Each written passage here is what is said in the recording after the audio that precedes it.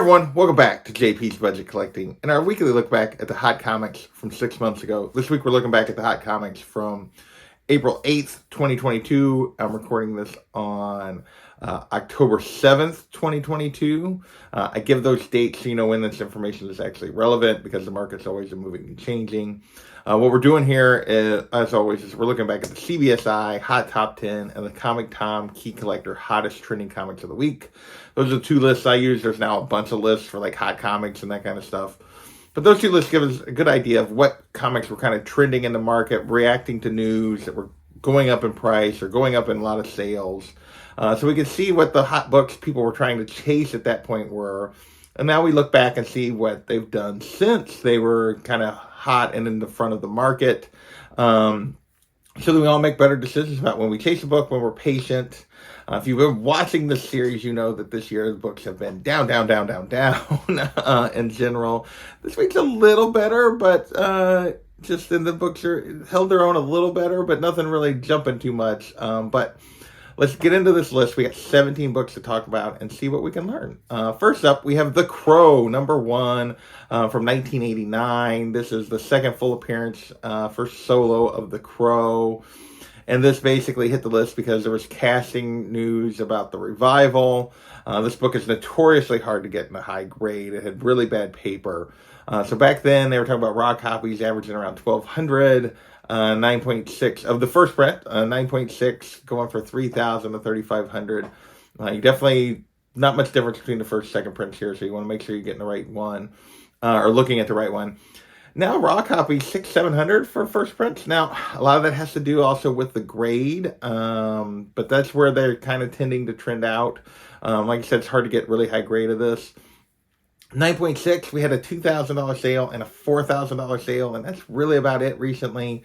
So in terms of that higher grade, overall, I'm kind of putting this as a down and I'll be back, but this is really grade sensitive. You find a really high grade copy, it's probably going to go for, in terms of raw, it's going to probably push up toward that $1,000 mark. And obviously 9.6s, just depends on the auction and when it is, because obviously there's a big range on what people are willing to pay. Next, we're going to move into a little bit some additional movie-related news, sort of. This is Battlestar Galactica #1. There was no real news here, but Reggie talked about this on his channel, so they kind of put it on the list that it was, there was rumors that it was going to maybe... There were some rumors, and Reggie talked about it. It was kind of a cheap one. This is the first Battlestar Galactica in a comic. It actually is a reprint of a oversized Marvel special. But back then it was going for $15 raw, 9.8 going for $260. 5 to 20 now, but most of the sales are under the $15 mark, more around the $10 mark. 9.8 going for $200. So I put this as a down and then I'll be back. Still no news on any sort of revival here if we're going to get more Battlestar Galactica anytime soon. Next, we're going to move into our first of our covers, and it's Something is Killing the Children, #21. The Nick Robles Tiny Onion Club variant. So this is, you could only get this through James Tinian's Substack, or Tiny Onion. Back then, when it first was going to those Substack people and they were putting it on the secondary market, it was going for 200 plus. Now it's 120, 165 kind of range in terms of resales on raws on this. 9.8, anywhere from 175 all the way up to 300. Thought this one might be worth it, but no, it kind of turned into a bit of a trap. Just down.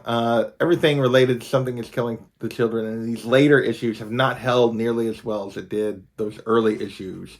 Plus, even those early issues, I think, are down a little bit. Just market has cooled on this. Obviously, there's still rumors that we're going to get a show at some point.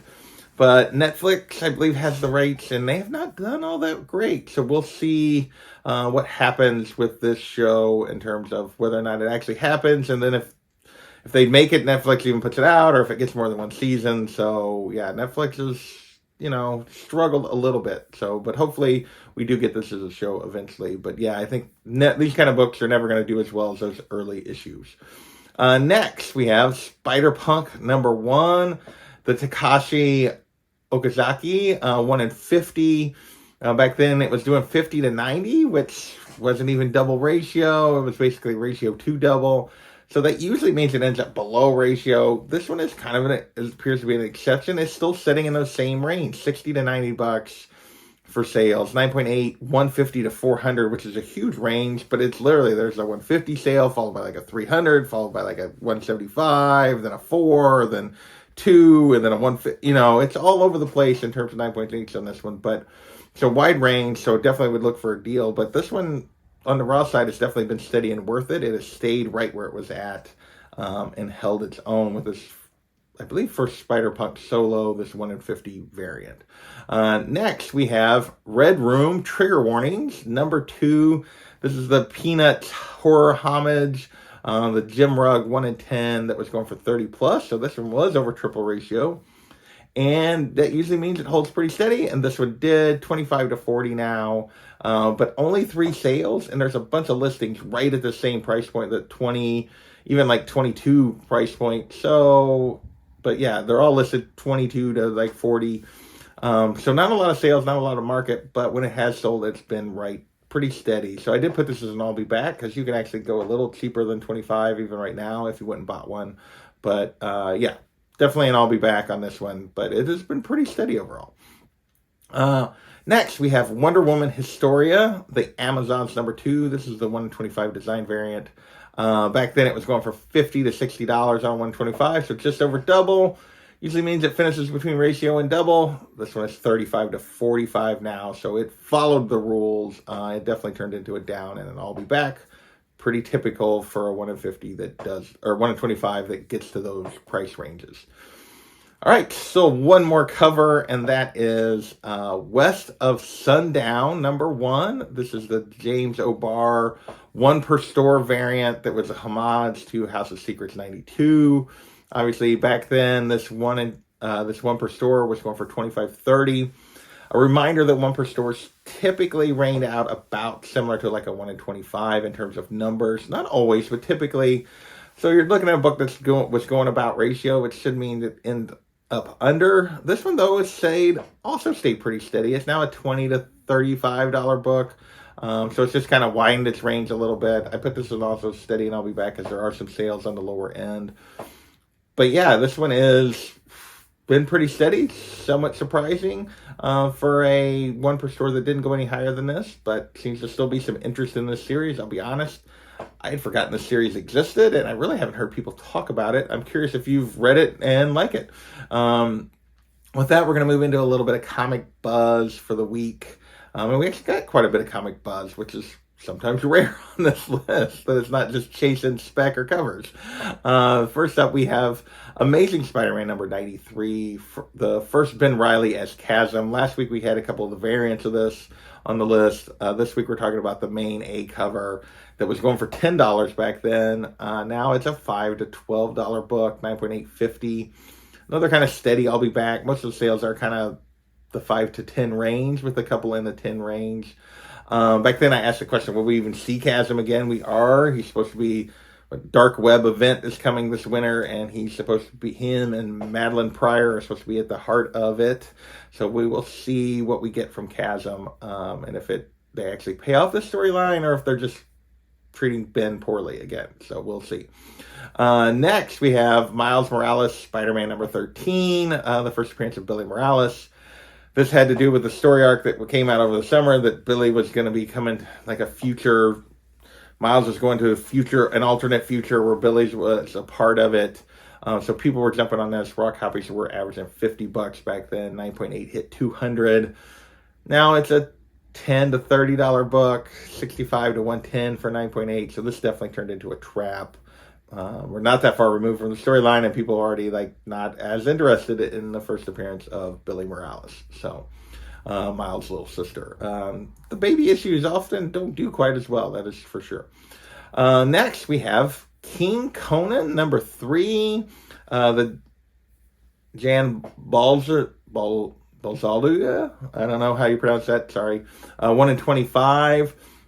And this hit the list. Obviously, it's a 1 in 25, but it also hit the list for kind of controversial issues. There's the first appearance of a character that I guess uses, I don't remember exactly what was going on here, but my understanding is the character was using Pocahontas' real name, and so people got upset with Aaron for like stealing her name for this. And if you know anything about the true story of Pocahontas, it's not the Disney fairy tale, let's put it that way. So people were a little bit upset that he used her name. He apologized for it, but that was what caused the buzz related to this book. Raw copies were going for $120 back then. Now there's only been one sale in the last 3 months of the 1 in 25. Obviously, of the other variants, there have been more sales, but it went for 68. So this definitely turned into a trap. It's basically half of what it was back then. And only one sale, so there's not a big market for it either. Next, we have Strange Academy number 16.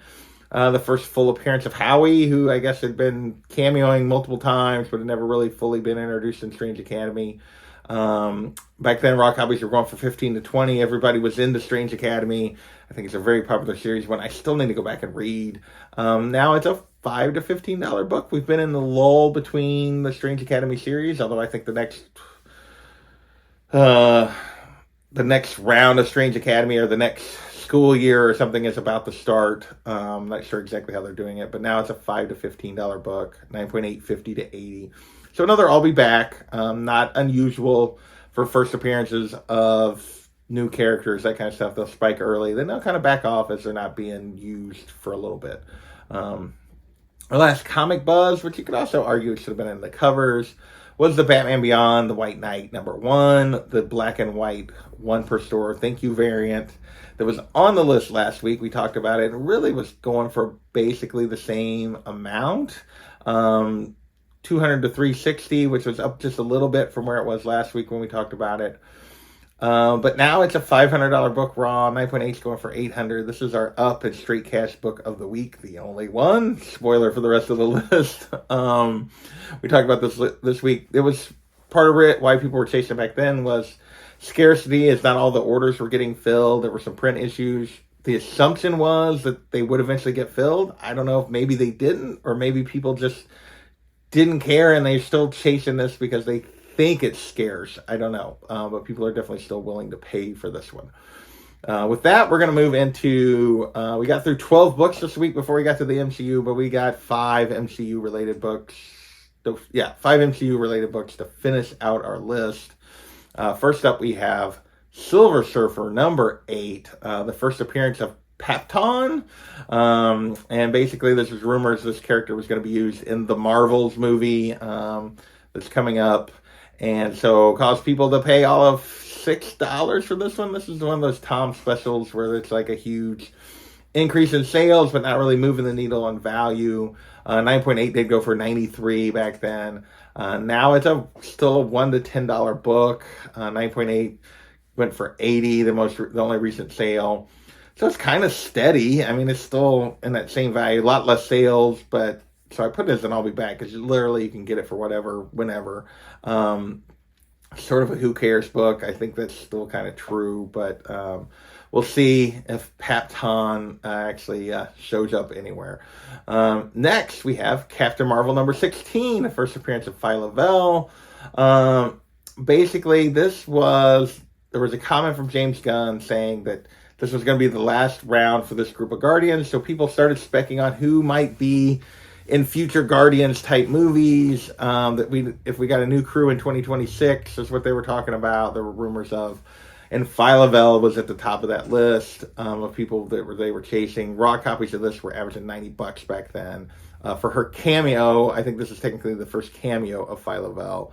I think they consider 17 the first full. Raw copies back then were 90, as I said. Now they're 20 to 60. 9.8 still costs you $2 to $350, but on the raw side, definitely it's turned into a trap and worth waiting to try to get into this book now. Now would definitely be a better time to spec on Phyla than it was back then. Though I think you still got some time. You could probably sneak this in. With that, we're going to move into 3 more books to go. And then first up, we have Vision and the Scarlet Witch number 12, first appearance of the twins. Sort of Billy and Tommy that we become Billy and Tommy, Speed and Wiccan later. And this was anticipation of their return in the Doctor Strange movie that they might show up. Spoilers, they did very briefly. Back then, raw copies were going for 40 to 50. 9.8 was up to 250. Now it's a $10 to $50 book, with the vast majority of the sales like on the lower end of this. But there are still a few sales for really nice copies that are pushing up $40, $50. But for the most part, you can get this for 30 or less. 9.8 on this is 1 to 200. So this one definitely turned into an I'll be back and worth waiting until you got away from the movie. Last two books are both related to Moon Knight show that was coming out. And first up, we have Secret Avengers number 19, the first appearance of the Mr. Knight costume. And obviously we did get that persona in the show. Back then, raw copies were going for $35, 9.8 hit $250.